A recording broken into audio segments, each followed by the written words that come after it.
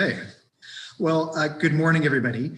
Welcome to our KERT meeting. It's great to see all of you. I was commenting with a couple of people a few minutes ago about how it's nice to see everybody together. I know we've been all working hard in the separate working groups, and so it's great to bring everyone together, touch base. It's pretty challenging and critical time right now, so really looking forward to hearing from all of you.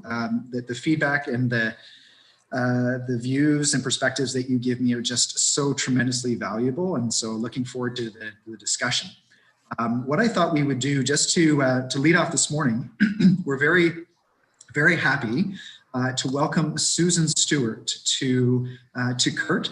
Susan is one of the superintendents at KFL&A Public Health, one of Dr. Moore's right-hand people, and of course, Susan, I know, is very busy right now with lots of work to address and limit the spread of COVID. So Susan, first of all, thank you very much for your time. I know how busy you are. We really appreciate having you. And so what I'd asked Susan is if she would be willing just to give a bit of an update about where things are at. And then I thought we could just pick her brain a little bit about what she sees rolling out. I think as we're trying to understand even what 2021 looks like. So Susan, I hope it's okay if we pepper you some tough questions. But sure. Pro. So just to be able to kick things off and just put on anything on the radar that we need to. So Susan, thank you for agreeing to do this. I mean, your first meeting, and right off the bat, you're on the hot seat. So I appreciate that, and happy to turn the floor over to you. Okay, great. Thank you. And good morning, everybody. So I thought I'd just start with providing a bit of an update of where we're at in terms of cases and COVID in KFL&A. So as of yesterday at 2 p.m., we have 67 active cases in our community, and we are approaching about 500 contacts for those cases. So far, we are successfully reaching our contacts within 97% of them within 1 day. Which is really important in terms of shutting COVID down. So we really need to get to these contacts quickly, and we're doing that fairly successfully. But our capacity is stretched at the moment.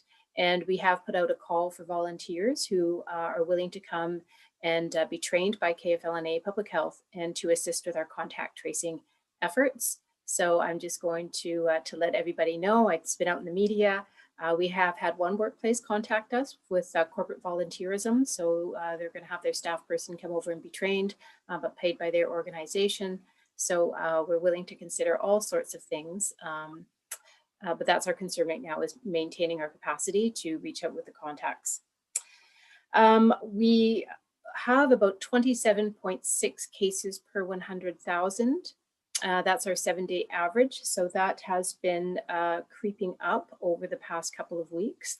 And we're becoming concerned that that number is getting high enough to put us in a different zone. In terms of outbreaks, we have about 7 active outbreaks that we're following up on and doing investigations. And so far, turnaround time for testing is pretty good in KFL&A. 75% of lab results are being returned within 1 day. And the testing center has been a great partner, Kingston Health Sciences Center. I can't say enough about them, and a shout out to Cindy Bolton. They have been doing really good work prioritizing testing for certain populations, to particularly homeless or people who are precariously housed, to assist those people get an expedited test results so that they are not waiting for an extended period of time.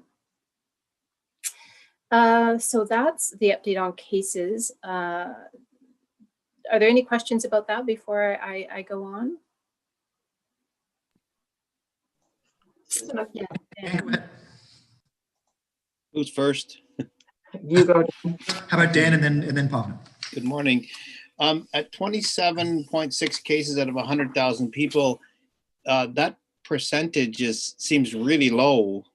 I thought locally we were still trending in that 3 to 4%, but this seems like it's less than 1%. Is that accurate? So sorry, it's 27.6 cases per 100,000 population. So whatever the percentage turns out to be. It doesn't sound like a high percentage. It sounds like, oh, well, that's not very many people. But it does set up then for community spread. And the per thousand, your rate per 100,000 people, I should check that and make sure it's not 10,000 people. But at any rate, it's a sentinel indicator for the ministry to determine whether or not what zone you're in, green, yellow, orange, red. And that number that we have is approaching the orange level, even though it doesn't sound very high. Thank you. Hannah. Susan, I was just wondering about the COVID app. Like, is it something if someone tests positive that you can ask them to indicate, like most of us have downloaded that COVID app? Yeah, so I'm not all that familiar with the working of the COVID app. It's because it comes from the Public Health Agency of Canada. So I can only share my understanding is that if you if you are positive for COVID, you can put it into the app and then that will notify other people. That whole process and how you get the number and how that works, I honestly can't answer that, Bhavna. Okay. But we do encourage everybody to download it if you haven't already. Susan, just one more question on where we're at right now. So am I right that the province would be making decisions about any changes in zones tomorrow? Is that right? It would come out on a Friday and then take effect on a Monday? Is that usually what happens? Right. So maybe I'll just speak about that just a little bit. So the Ministry of Health makes the decision about what zone each health unit is in. It's not a local decision, and they use a number of sentinel indicators. So your number of cases, the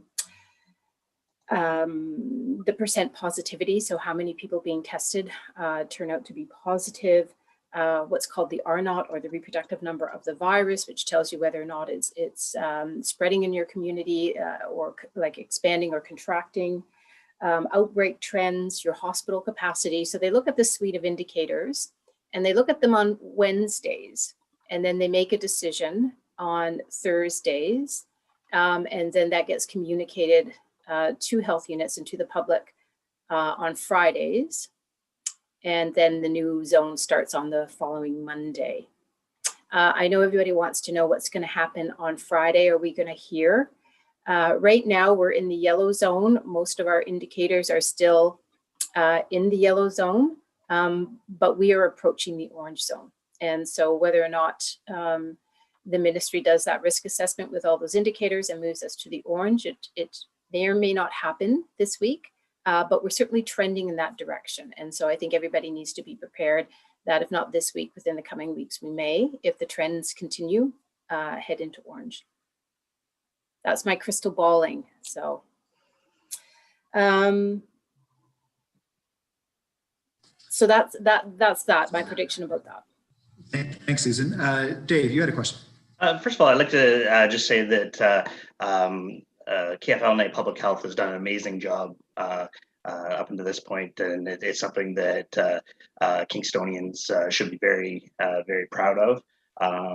We've kept our numbers very low. I do have a bit of a concern or comment on just the decision to seek out volunteers versus ensuring that there's proper funding to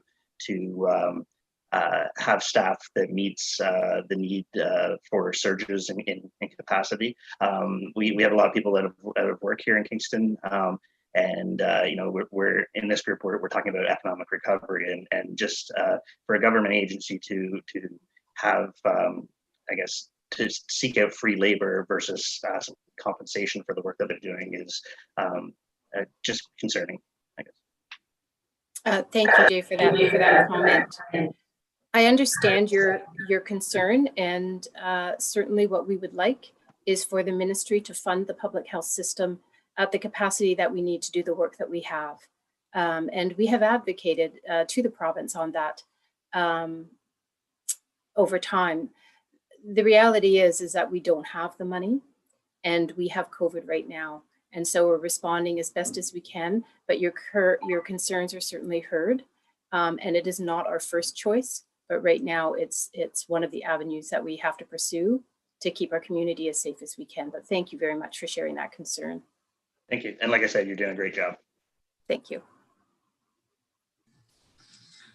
Thanks, Susan. Abba. Hi, morning, everyone. Just sorry, following up on that point by Dave.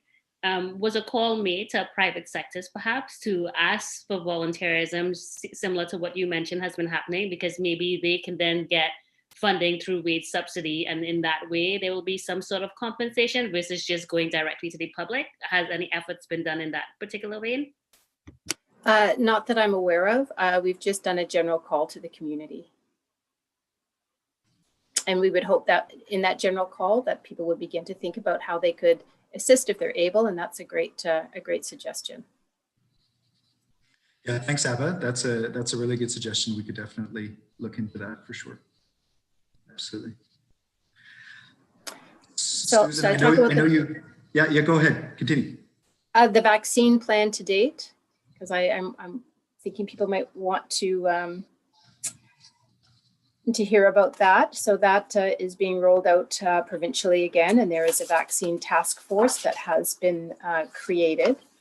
And there's a local task force that's being set up, and that's going to be more regional. So with our proximal health units to make sure that once the vaccine starts rolling out locally, that we have all the logistics that we need in place.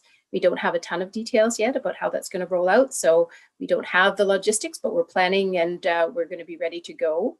They're going to release the vaccine, and they're going to target long-term care homes and retirement homes and staff who work there first.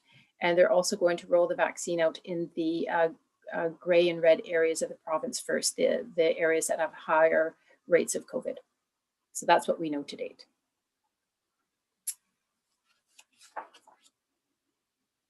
And then we have some holiday messaging that we're rolling out that it's, the usual kind of clean your hands, the physical distancing, stay at home if you're sick. But we also have a couple of other messages that we have out there, and I can show them to you if I can share my screen. Can I take control? Can I try? Yeah, you can share your screen. Okay, just let me. Why is that not coming up as one of the screens I can show? Oh, wait, sorry, just give me a moment.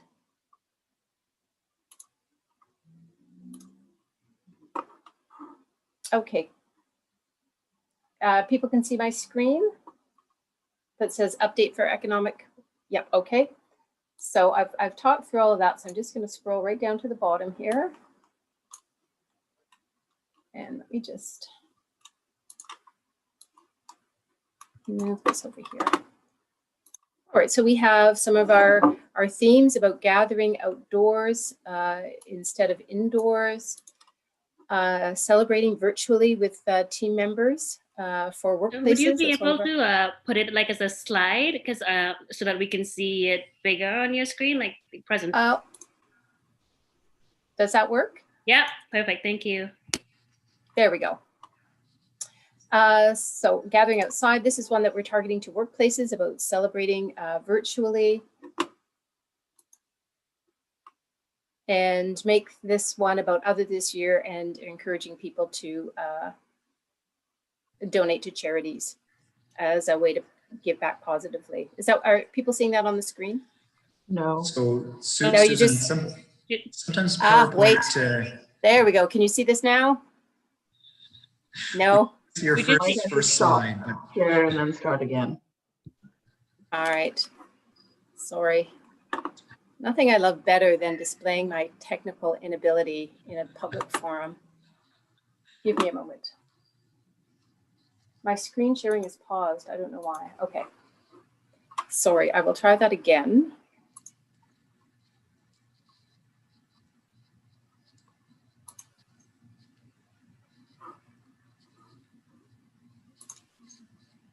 All right, can people see celebrate virtually with team members? Okay, there we go. So that's one that, again, targeted to workplaces. And this is our one about making it about others and finding ways to give back to the community. And then the one about celebrating outdoors. So that's some of the holiday messaging that we're rolling out right now. And there we go. And that's the update from public health, unless there's any other questions. Thanks, Susan. Tim. Unmute here. Good morning, everyone. In terms of messaging from the public health, over the last few months, there's been some really sort of helpful, positive messaging in terms of supporting local businesses, going to restaurants, et cetera, et cetera. Has that now changed in terms of how KFLA will be messaging since we're in the yellow zone? And I just want to quickly add, unfortunately in the media, there's a bit of mixed messaging coming from, apparently coming from the KFLA. On one hand, we have Dr. Moore saying it's safe to go into shops, safe to dine in restaurants. And then there was a quote from someone else at the KFLA saying that dining indoors or outdoors increases the risk of contracting COVID. So we've got those two different messages coming out. So I guess I have two questions. Will there be a continued positive messaging about safely shopping locally, or is that done since we're in this stage? And I guess looking for clarification on those other two messages. So I would have to get in touch with our communication department about the rotation of messages. So we have a suite of messages that we roll out, and then once that comes to a natural end, we put other messages out, trying to keep it fresh and new for people. In terms of the shop local, stay local, I don't know where that's at, so I would have to follow up and get back to people. In terms of the mixed messaging about restaurants, from a public health perspective, if people are following public health guidelines and their physical distancing, and restaurants are abiding by their requirements under the Reopening Ontario Act, that makes it safer. But of course, there's always risk when you go out and you are in any kind of setting with multiple people. So our message is really about risk reduction. And I understand there's a ton of messages out there. When you talk to different people, sometimes the messages can be mixed or seem mixed because people are speaking only about a certain aspect. But I'll certainly take that back, and I hope that answers your question. Yes, thank you. Thank you, Abba.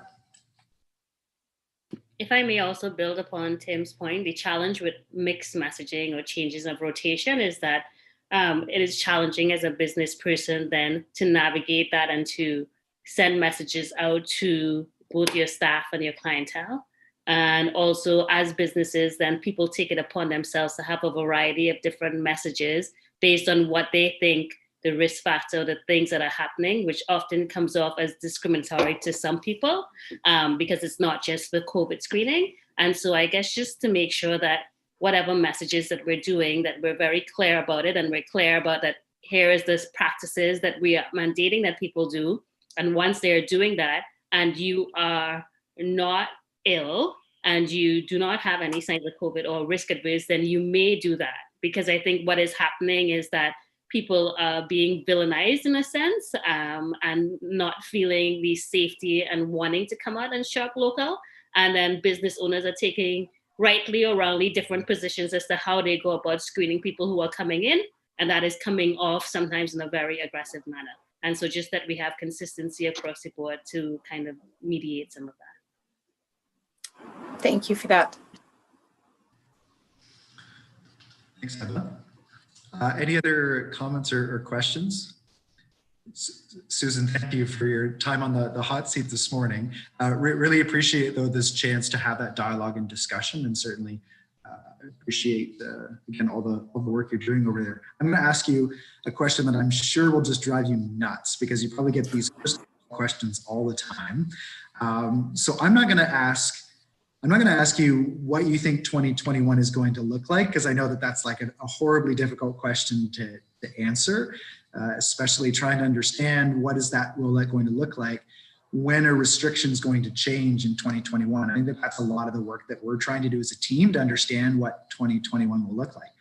But I guess maybe my question to you is, could you say, like, are those, as with the planning on the vaccine, are the discussions happening either locally or at the province in terms of trying to map out and understand what those changes of restrictions might look like, And do you have any gut feel of when we might at least have a little bit better sense, a little bit better information to know how we think that things will evolve into 2021? Well, always happy to finish with an easy question. So 2021, I think we don't know a lot about the rollout of the vaccine yet. It's just been approved in Canada, but I think the ministry has been very clear about who they're going to target first, those who are most at risk. How they roll the vaccine out after that has not been released publicly that I'm aware of. And so it's going to be hard to say, but it will take time to vaccinate the entire population. And it will take some effort to encourage people to become vaccinated. And we need, and I say we as in the community and not just public health, a certain number of people vaccinated to have what we call herd immunity. So you have enough people who are immune against COVID to prevent the spread of it. So it's hard to say with certainty what's going to happen. I mean, I've heard predictions saying hopefully by September 2021, the vaccine will have been rolled out. But that's not a certainty at this point in time. I think that's everybody's best prediction. But it's going to be a huge undertaking. It's a very finicky vaccine in terms of it has to be kept at a particularly cold temperature, -70 or something like that. And there aren't a lot of fridges in communities that have that capacity. We have vaccine fridges at public health because we have all sorts of vaccines that come through us, but they don't go down to that temperature. So it's hospitals who tend to have those fridges. So there's a lot of logistics that's going to have to go behind this before we can say for sure this is how it's going to roll out. I think like anything, we will learn as we go. We will make our plans, and then, you know, as a public health system across the province, we will probably have to adjust things as we learn. In terms of like easing restrictions across the province and what's going to happen, from a public health perspective, our concern is really what's going to happen in January. And in January, you know, people are going to travel to see their families, to see their friends over Christmas, no matter who says what, whether public health is saying it or the government of Canada, people will invariably travel over the holidays, and some people will travel internationally. And so we will wait to see what happens mid-January when people may have been exposed to the virus. And I think that will be kind of a sentinel moment for how the winter will roll out locally. Because if there's a big increase in cases, then we're going to be in a situation where we're going to have to contact trace, and we don't want to lose control of contact tracing. We really don't. So we're hoping that we can keep those cases low enough and get in touch with people fast enough. But if there's a big increase, we can expect it to take some time to dissipate in the community for the spring. If there isn't a big increase, then I think we can expect to stay in yellow and maybe get back to green early spring. But that's really, I think January will be the sentinel moment for us to be able to say one way or the other, or predict maybe more accurately. Thanks, Susan. That was a really helpful answer, and I know it's a really tough question, so thank you for that. That was great. Any other questions for Susan before we move on?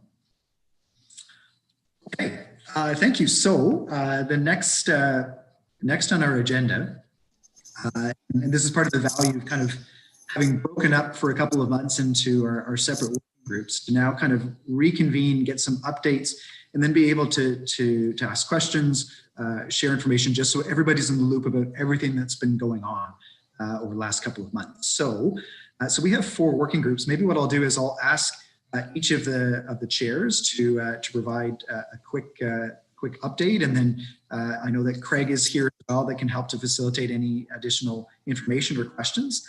And we can go from there. Pavna, I know that you have a bit of a scheduling constraint coming up, so maybe if you're okay to go first. Pavna is the chair of the Advocacy and Funding Working Group, so if it's okay, I'll turn the chair over to you. Thank you. Thanks, Brian. So the Advocacy and Funding Group, the objective is to clearly understand the needs of businesses and then see what the messaging or the advocacy and funding is required.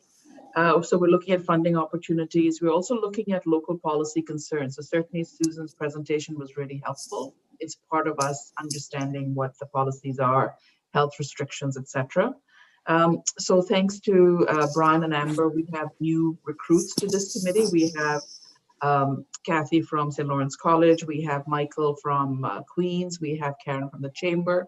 They've all joined as well. So that's really bringing a nice, fresh perspective. Our first step was researching the needs of businesses so we could advocate appropriately.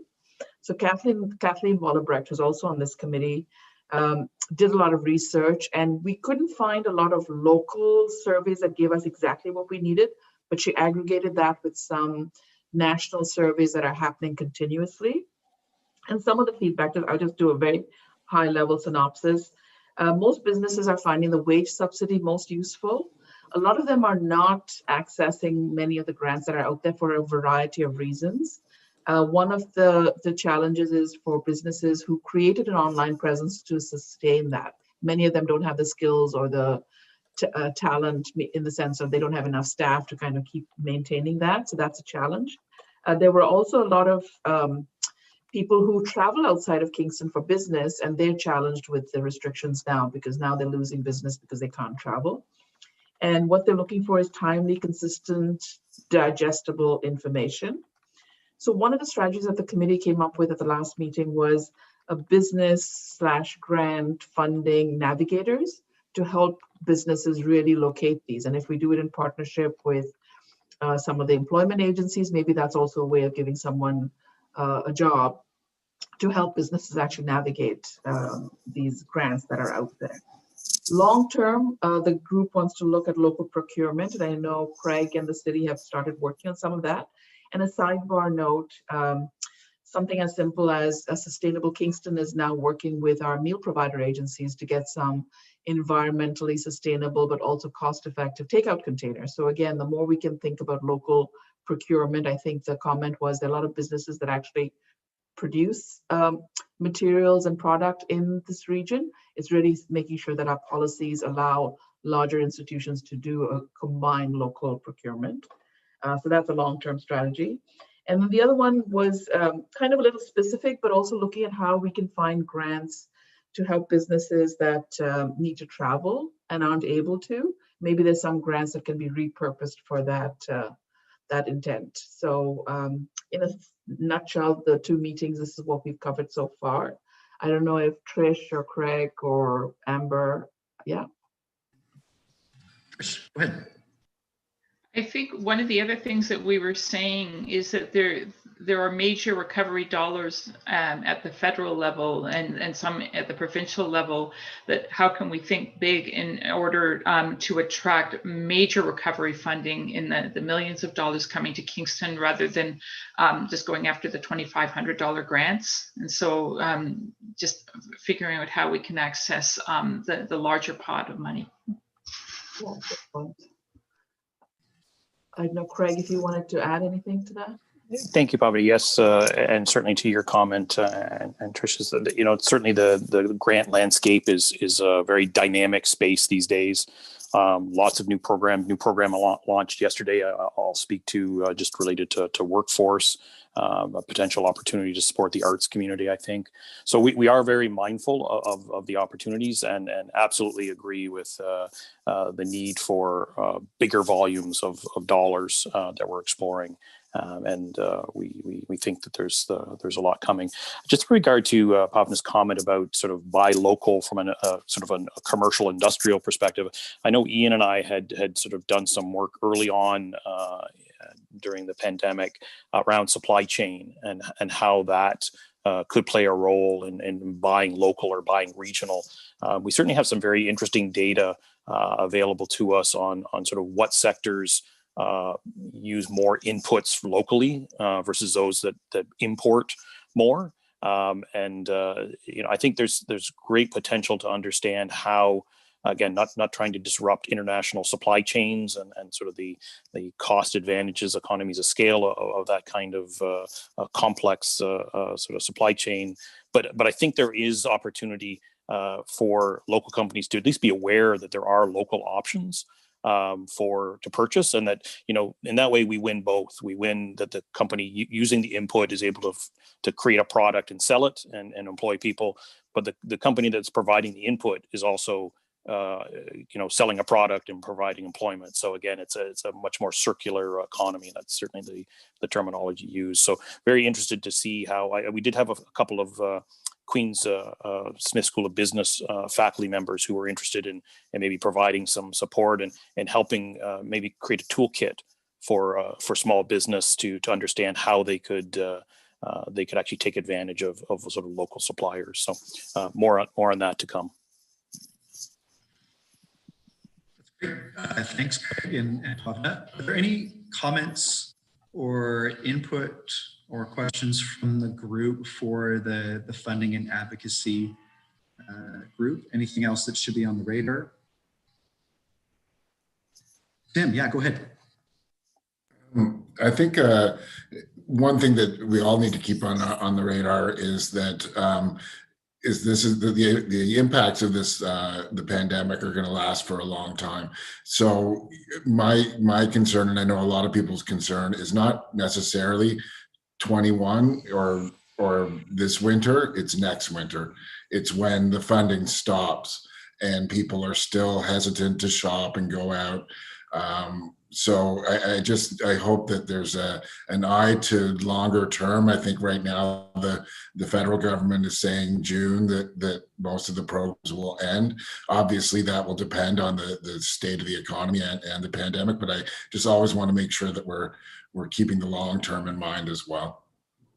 That's a really good point, Tim. And yes, it's certainly on the radar. We're just navigating this immediate needs, but then we will be looking. And also on the social services side, most of our funding is going to stop March 31st. In some cases, they're allowing us to extend into June 30th, but it's not just business, it's right across the community will be impacted. It's certainly a really good point to keep in mind. I would echo that, Tim. Good comment. I know with a funding application or a funding grant we're going to be announcing in the coming weeks. It is actually a 3-year program, and we are very mindful to look for that longevity, because it does allow us to a little more time to implement, but also to ensure that what we're doing is actually making a difference. Yes, I agree.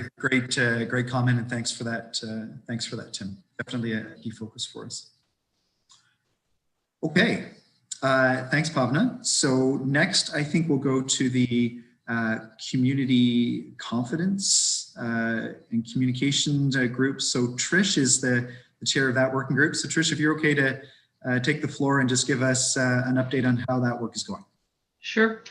Well, we're looking at 2 kinds of research: the consumer confidence research to find out what are the barriers to participation in going out and going out safely, but also the community cohesion and wellness research. So we're partnering with Queen's University that's looking at 2 separate studies, and the results of these studies will help the City of Kingston communications team in terms of really solid messaging based on the latest research. And we've also talked about the community cohesion, and Visit Kingston with Allison did a fantastic presentation with the Visit Kingston Together at Home initiative that's been a collaboration with a number of Kingston organizations, and keeping that feeling of community cohesion during this time where it's going to be difficult for a number of people who won't be able to spend time with their family.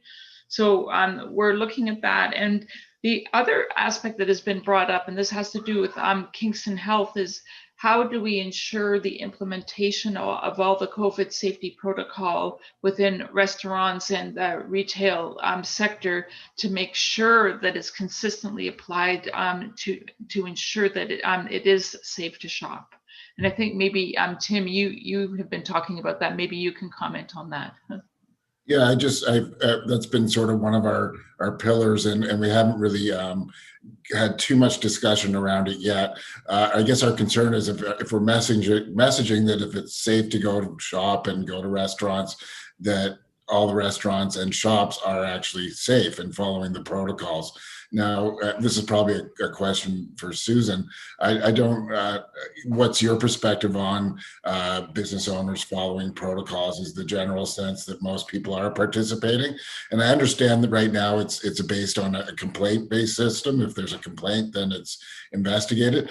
I know, and I don't know if everyone else on this call in your circles, it's a mixed bag. Like, I hear of people going into places that aren't really following protocols, and then some that are going above and beyond.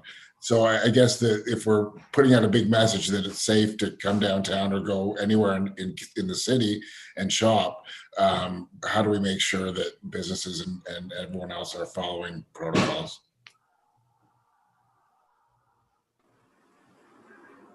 Sorry, so if I may, Mr. Chair, can I address that from a public health perspective? Sorry, I had my mute on. So yes, Susan, please go ahead. Okay. Thanks, Tim. That's a great question, great comment. Currently, the way public health functions in terms of enforcement is it is complaint-based. And so we can only act on what people see and take the time to put complaints in. That being said, we receive numerous ones. We have very limited capacity to go out and handle complaints. What we would like is to have sufficient capacity where we could be really proactive and we could be in every retail setting, in every restaurant, and make these recommendations, but that's just not the reality. In terms of prioritizing, we do have our inspectors and some of our nurses who are an infection prevention and control team, and they go out and they are proactive in high-risk settings, so long-term care homes, retirement homes.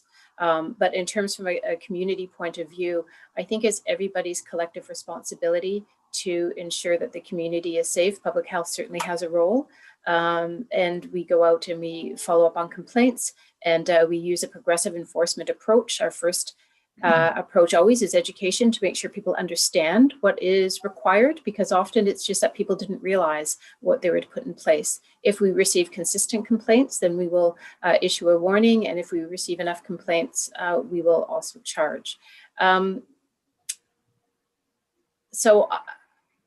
Business owners, we have everything on our website. I'm sure you have information available from the communities that you're in. It's a collective responsibility, and we will we'll do an inspection when we receive a complaint, but if nobody tells us, we don't know. So I would say it's everybody's responsibility. But your point is well taken. Thanks, Susan. Yeah, Tim, go ahead. If I may, Tricia, so I guess that indicates to me, and I understand how overwhelmed the public health is right now, and I kind of expected that answer. So I would look to our other agencies in terms of messaging on this. Tourism Kingston, the Chamber, the BIA, messaging out to our members that we're, I don't want to say it, but I'm going to say it, we're all in this together, and we need to all step up our game and make sure we're following protocols, because if we're advertising that we're a safe community, let's be one. So I think we need to behoove ourselves as business organizations and our working group to figure out how to get that messaging out, because I do understand how stressed the public health system is right now. So anyway, thank you. Thanks, Tim. I just wanted to ask also Allison to give an update on the Together at Home. And we're talking about making sure that our messaging is consistent. So we've got the Love Kingston and Together at Home campaigns. And maybe I can just hand it over to Allison. Sure, no problem.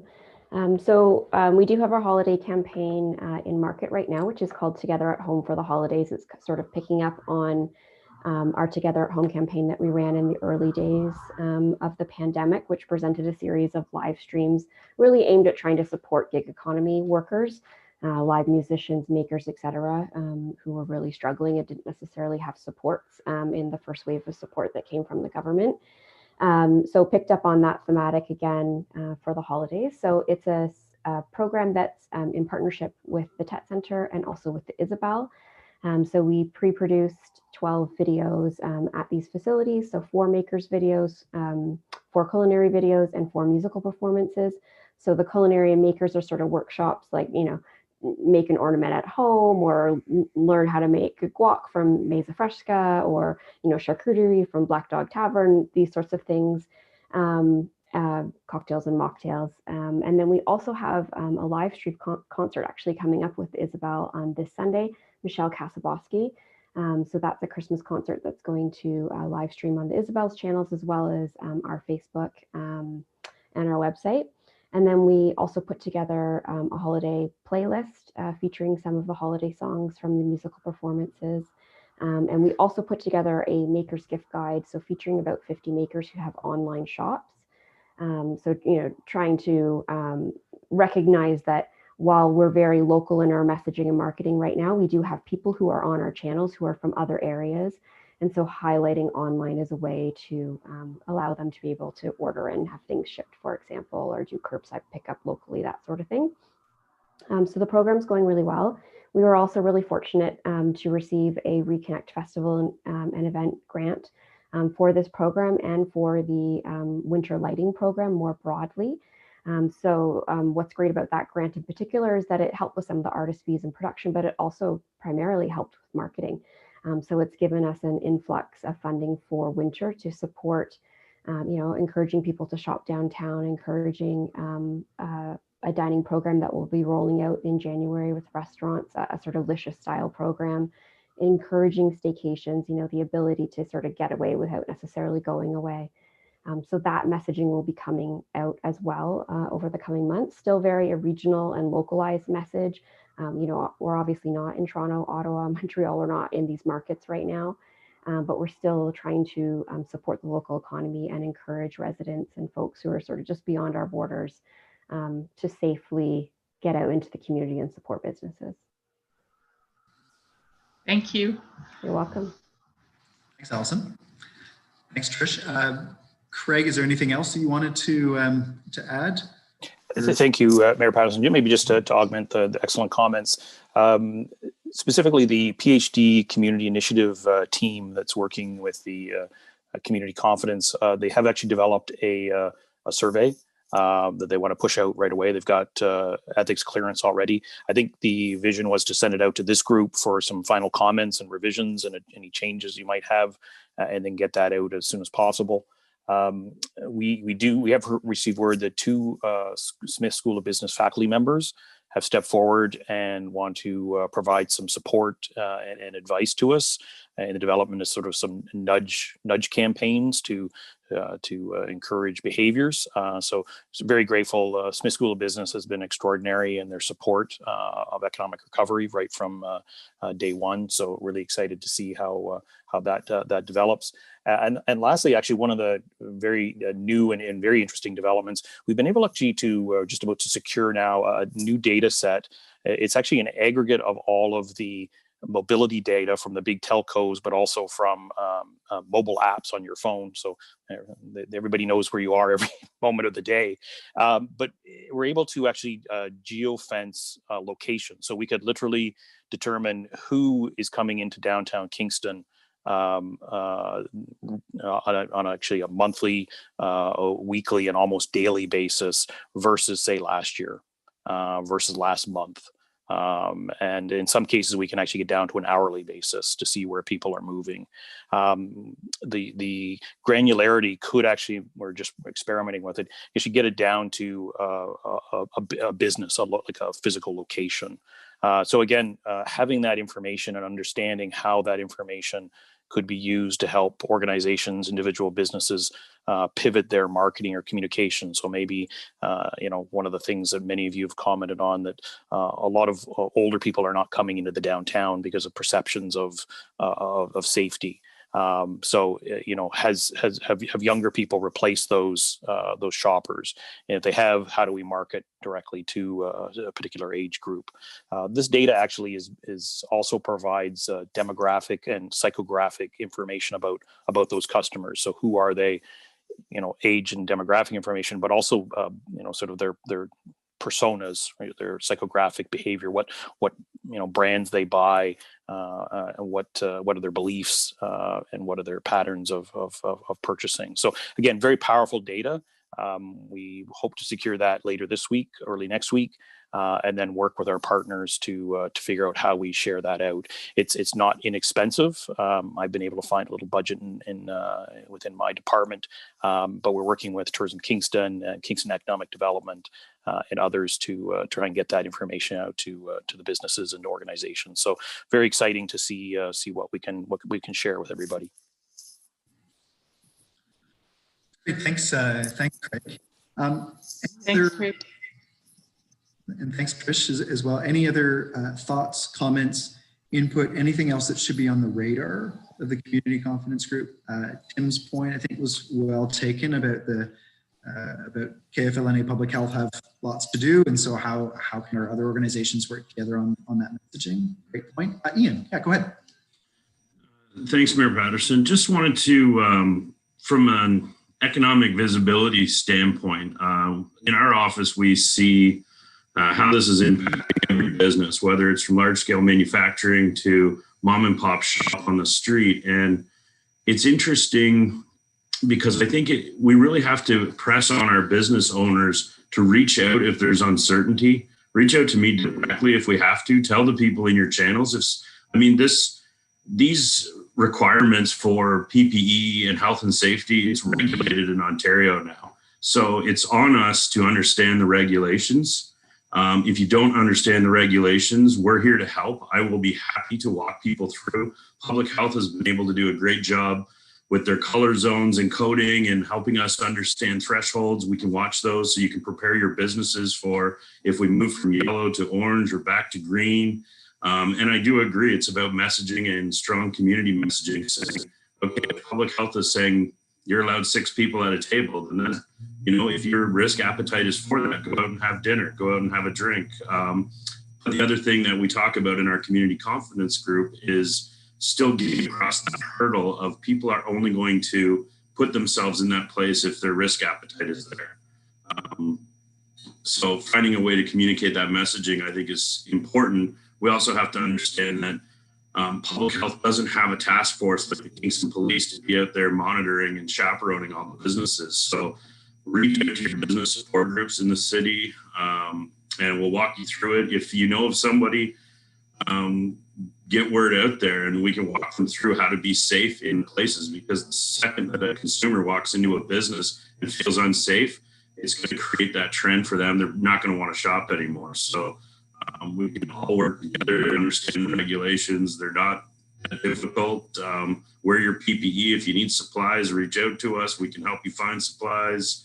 It's just right now I find people's patience is growing thin, and it's important to understand how everyone plays a role in this thing. And if we can come together with messaging and support, and if someone's down and out, instead of calling Public Health and running them out because they don't have their PPE in check, well, give somebody like our office a call and we'll gladly help them walk through and point them in the direction so that everyone gets positive branding, because we know that negative stories make their way through media. So. And that's great point. Great suggestion and call it. Absolutely. Thank you for that. Any other comments? Yeah, Tim, go ahead.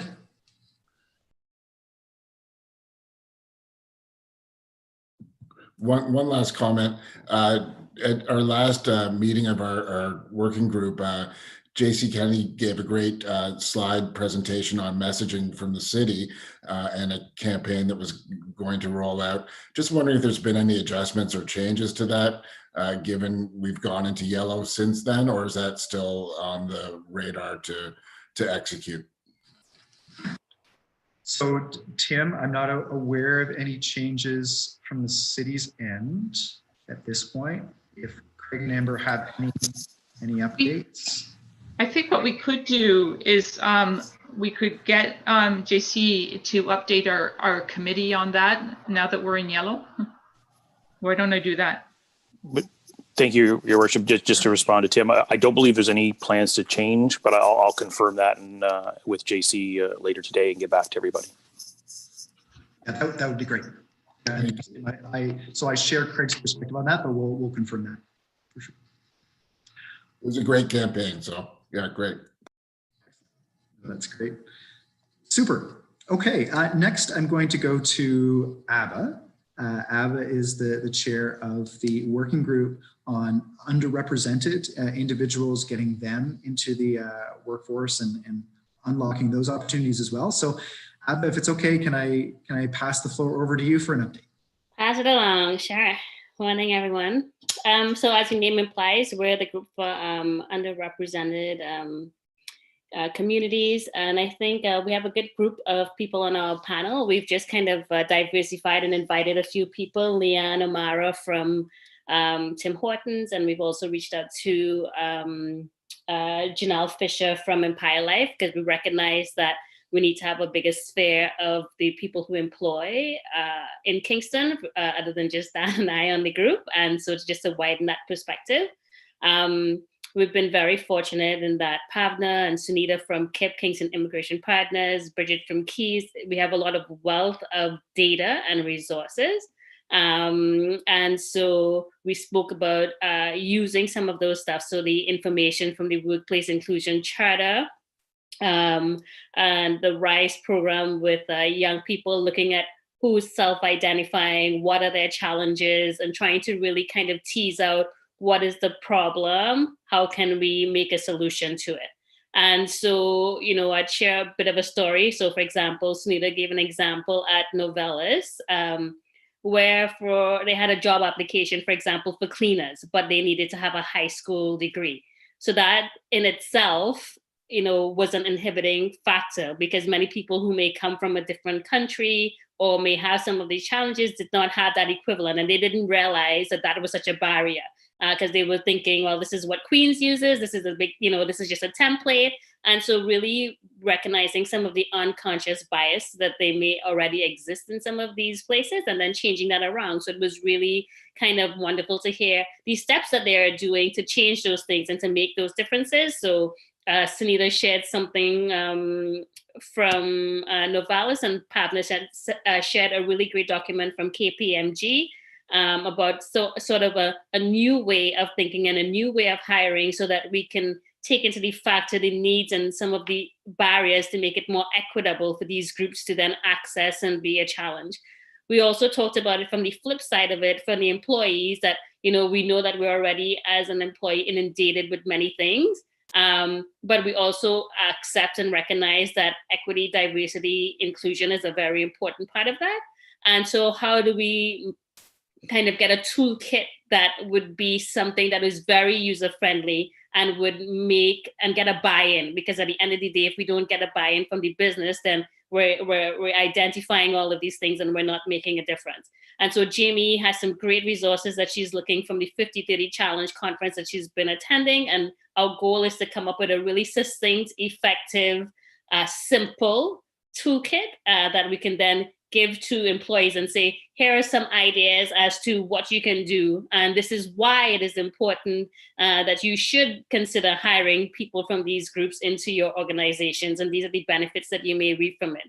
We also spoke, we had a PhD group with us from Queens, and they were great. And they tried to identify who were those vulnerable groups. They wanted to kind of get a definition for the term. I'm going to put in brackets, working poor. We all agreed that that term didn't sit very well with us. So in our next meeting, we're going to come back with a definition of what it is that statement means. And then to look at the analysis of kind of the best practices that have been conducted by all these different groups. So Keys, KIP, different type of city data, so that we can evaluate these practices. And as I said, then come up with recommendations as the ways that we can best support both the people in these groups as well as the employees. And I would say that, you know, there's a pervasiveness in Kingston of a lot of unconscious bias. You know, to be frank, it's a fairly kind of a very white town. And so, you know, there's just that bias that exists, that people don't often recognize that some of the things that they're doing and the actions they're taking are prohibitive to some of these groups. And really changing that narrative and story is going to have to take time. It's going to have to take training. And this is what this toolkit hopefully would be able to do. So I'm not sure if other people in the group have anything else to add to that. Excellent. Any other comments or additions? I would only add, Mayor Patterson, that was a very thorough synopsis. Thanks, Abba. One of the other things the city has been working on with Keys Job Center and St. Lawrence College is actually a program that targets women from underrepresented groups. And it's a program called Your Way, and it's a food business incubator program. So one of the things that we noted is that food is central to all of our lives. I love to eat, but anyway, how do we help those that are newcomers, women from other underrepresented groups? How do we support them in developing a food-based business? So part of it is the business side, marketing and promoting and costing your food, but the other side is actually how do you make the food? So St. Lawrence College is providing the culinary training as well as the business side. We are looking at how this integrates in with sort of a broader food security ecosystem in Kingston, linking the private sector to the not-for-profit sector and looking at things like community kitchens. So how do we continue to provide space for these budding entrepreneurs to develop their food, how this links to the restaurant industry in terms of skilled workers. So I think it holds a lot of promise, and we're looking probably to scale that beyond sort of targeting women. And we were very fortunate. Again, Queens was able to secure funding from the federal government for this program. Excellent. Thanks, Craig. And Abba, thank you for that summary. That was excellent. Yes, Trish, go ahead.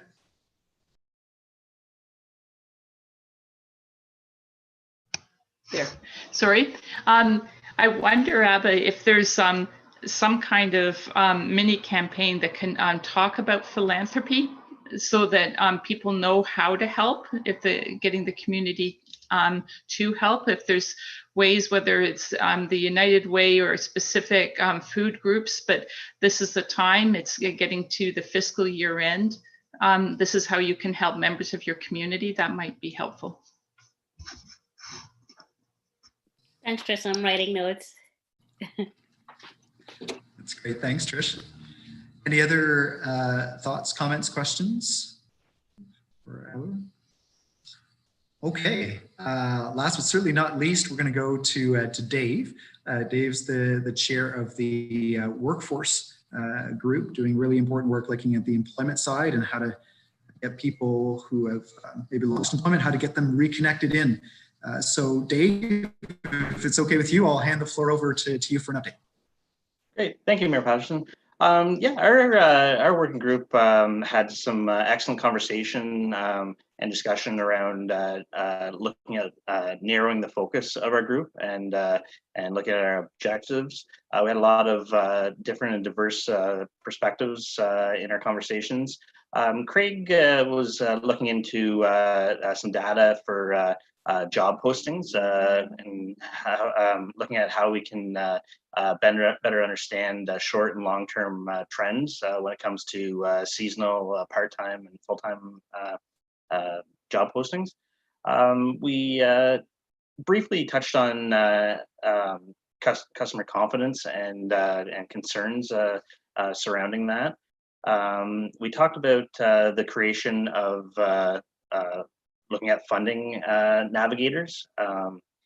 And we tried to identify challenges that employers are facing posting multiple job vacancies on job boards. We're looking at further opportunities to support the COPE method, create once, post everywhere. And I wasn't able to make one of the meetings due to work obligations, so I'll maybe just pass it over to Craig to capture anything that I missed at the previous meetings and elaborate a bit. For sure. Great. Thanks, Dave. Craig. Thank you, Mayor Patterson. So yes, as Dave mentioned, again, we have secured some data sources that does provide us with information of job postings. It can be broken down into full and part-time, different aspects, obviously different sectors. One of the things we are seeing, which is a little surprising, is that job postings are up over last year. It's definitely skewed towards part-time versus full-time, and it's definitely skewed to some sectors are seeing much bigger growth than others. The low obviously was April, but since November, the total number of job postings in the Kingston surrounding area is up about 57%. So there's been fairly good recovery, but again, it is hit and miss depending on the sector.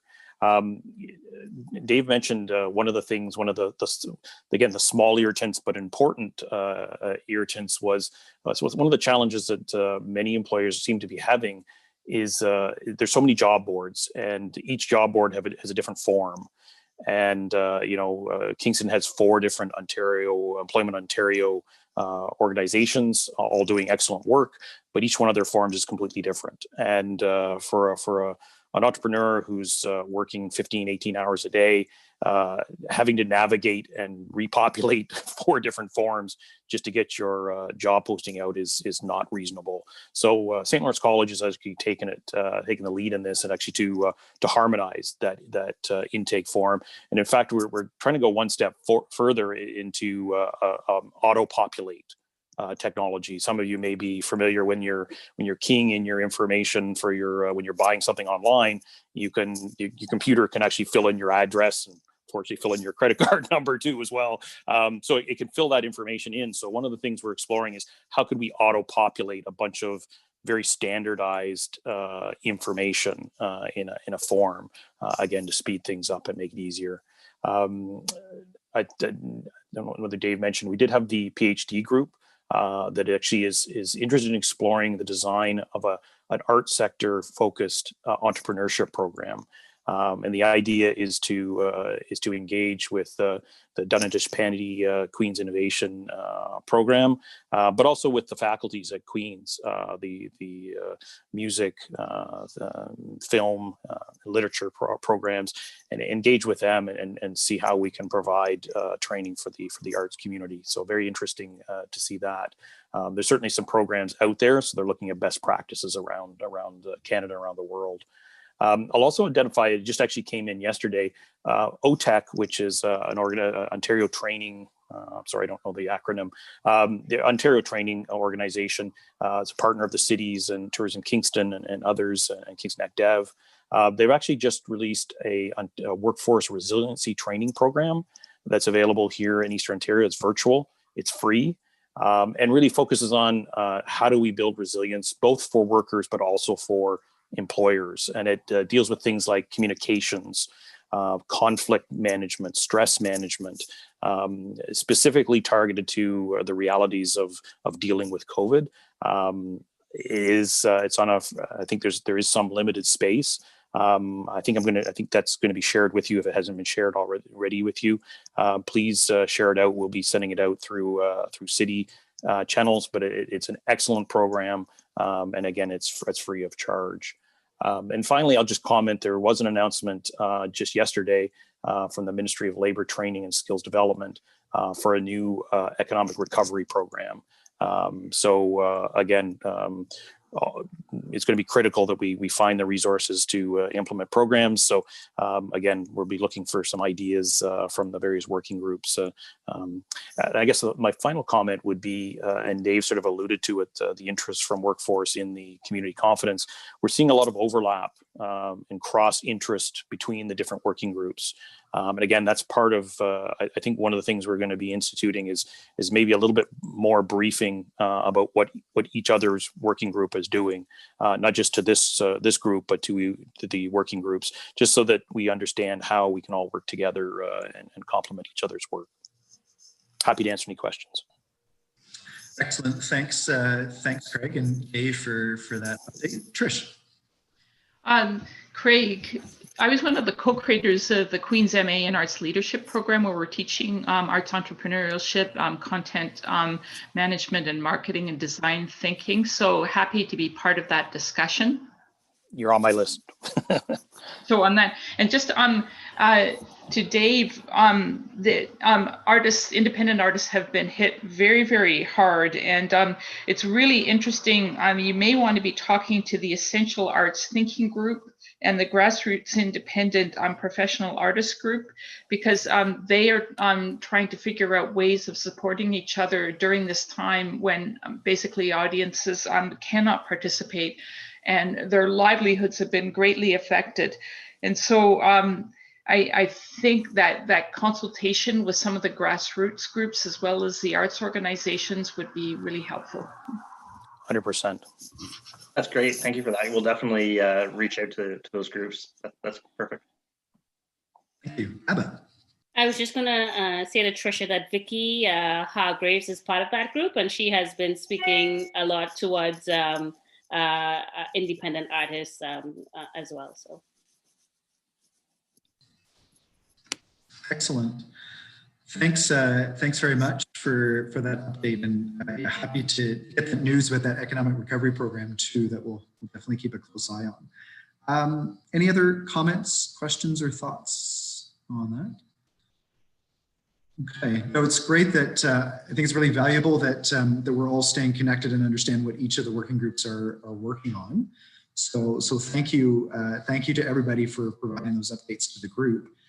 The next thing that I would like to do is just open up the floor now to the main group about any other emerging issues, challenges, anything that we have not already touched on in our conversation today that we need to have on the radar. And we can throw it out to the group and then we can decide, is this something that a working group needs to look at, or is it something that I need to do, or is it something that the team as a whole works on? But I wanted to make sure that just either with what we're facing right now in the next few weeks or looking into 2021, is there anything else that people want to flag or to throw out on the floor for discussion? Trish, go ahead. I think right now we're still dealing with what are we doing for emergency services and then the long-term recovery.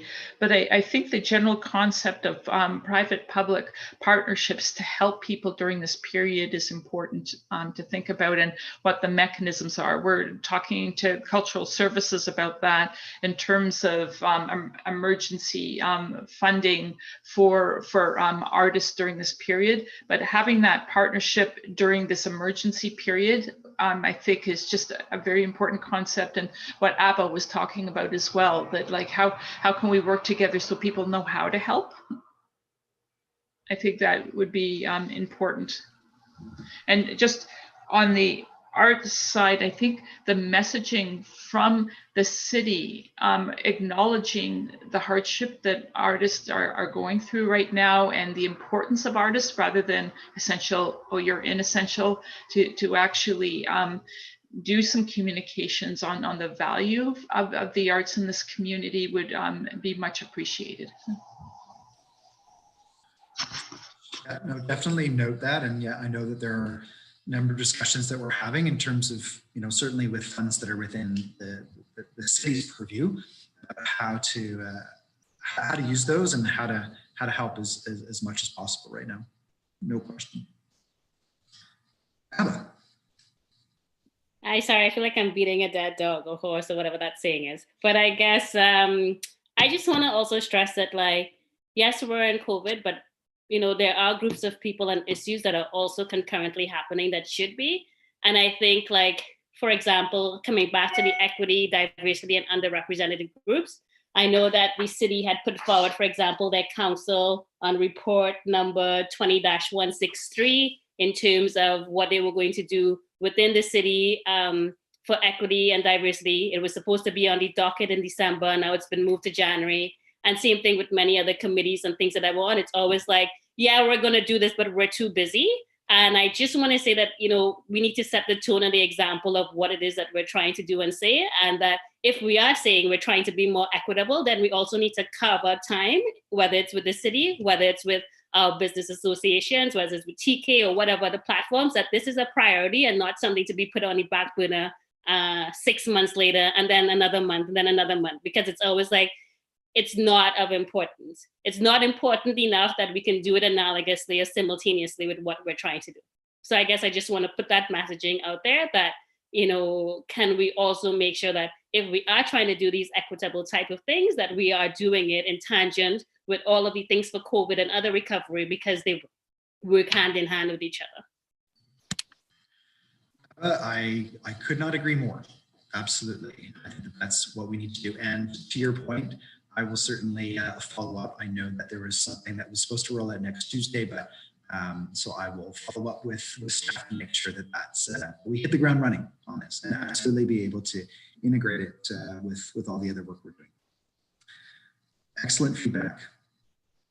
This is good. You can throw anything else at me or just at the group in general, just to make sure that it's on the radar. Again, when I say I appreciate feedback, I mean it. One more. I'm sorry. Go ahead.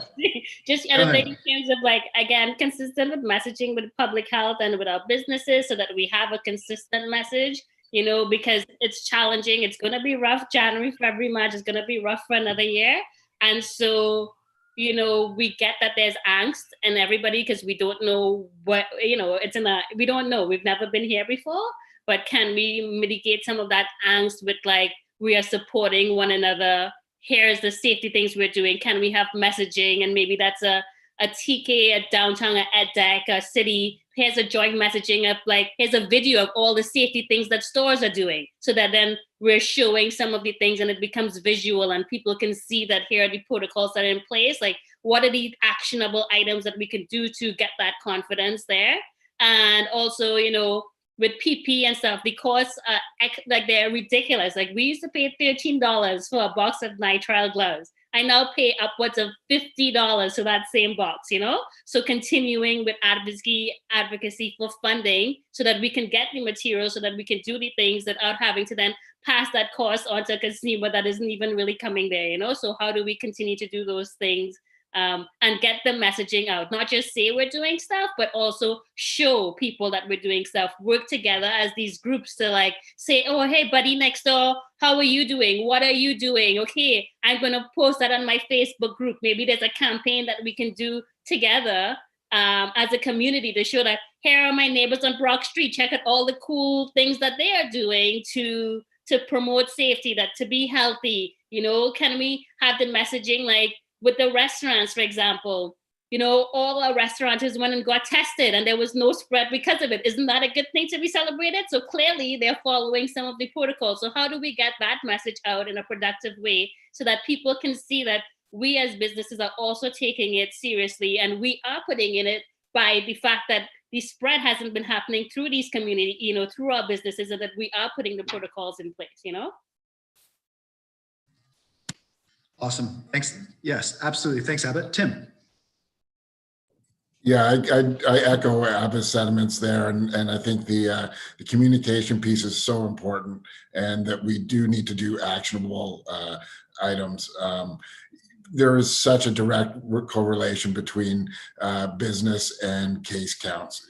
You don't need any data maps to figure that out. We see it daily. So if there's a bad news day, there's bad business for several days. Even though we're keeping all our protocols in place, we really need to get that out there and message it. Make sure that all businesses are following protocols. I can't stress enough how important it is for us to be so diligent now, because there is that uncertainty in the community. But yeah, we should figure out a way how to build on what Abba just said in terms of communicating that everyone is in this, and we're all working really hard to keep our businesses safe, to keep our employees safe. I think it's a critical time to get that messaging out sooner rather than later. Or maybe we can have an offline discussion about how we do that. Thank you. So thank you. So I'm thinking that, so one of the takeaways that I have from this discussion is absolutely to go back and to maybe, if it's our business support organizations and city and public health, kind of just do a regrouping and just this brainstorm and work on that. I mean, I think there's been, if everyone's trying to coordinate messaging, but of course as conditions continue to change, we need to kind of keep regrouping and say, okay, how do we react to this? How do we respond or not respond? So I agree. I think it's a continual process as we just stay linked and connected and working together. I think that's critical.